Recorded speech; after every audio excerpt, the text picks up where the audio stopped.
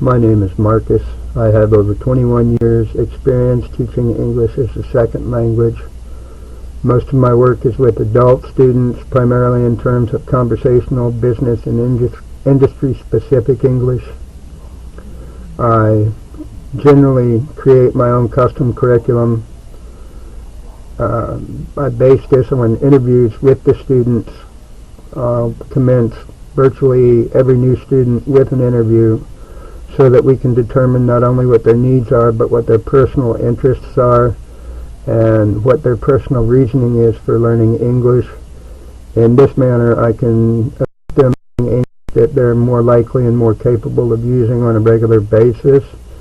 And as such, that way they'll hopefully be using the English more and be interested in returning and enjoying more lessons and working to improve their skills and abilities in ways that are going to be of direct use and benefit to them individually.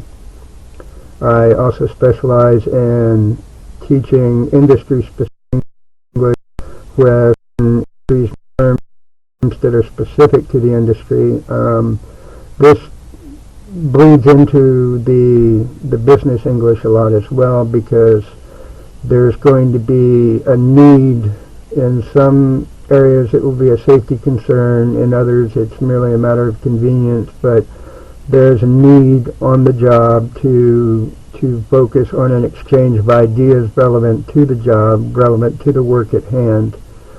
In cases of people working in housekeeping, it may be as life-threatening or as important as it is in working around dangerous machinery and equipment. But nonetheless, again, the industry-specific English is focused on providing the student with an opportunity to learn things that they will use and need in their daily lives. I also enjoy teaching local vernacular. Me, I grew up down south. I hear that every now and then. I was sitting around with a bunch of fellas back home, and we get to jacking at jaws, and a lot of people don't understand that. One thing that is missing in a lot of the English courses online, somebody who's going to stay in a foreign country, working with foreigners, may not have the same need to learn the accented English, the local vernacular, local colloquialisms. But when a foreign industry is established in the U.S., or if somebody is immigrating to the U.S. and does have a specific destination in mind for whatever reason, there are areas of the U.S. where you will not often encounter the unaccented English as it's generally taught online. People going to New York are going to have different needs than somebody going to Texas, where they'll be speaking with Boomhauer. Especially in East Texas, the accents tend to be a little bit heavier. The southern a little bit more prevalent. South Boston. Boston is a major financial center, but a lot of the immigrants moving to Boston will not be able to afford to live in downtown in penthouse apartments. Some people are going to have to live out in the outskirts, in the suburbs.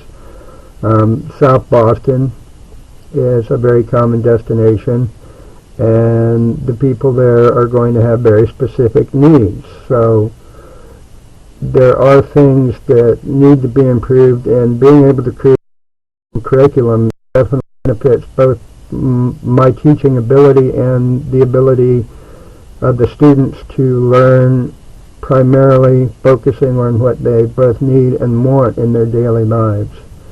So I do hope to hear from you soon, and I'm working on the sound quality. We've got a couple of different mics, but they seem to be too powerful, and we've got a computer that needs to go back into the shop because the power supply fan is a bit noisy, and they seem to think it's a wire. But in the meantime, the beard has to stay, because I do my volunteer work, I do my humanitarian work, and it's going to get a little bit longer before I cut it off again. But in December it's going to morph into Santa Claus. So I hope that the video meets your needs, and I hope that if you are interested in learning more, you will contact me. The relevant information is in the description below. So let's get started.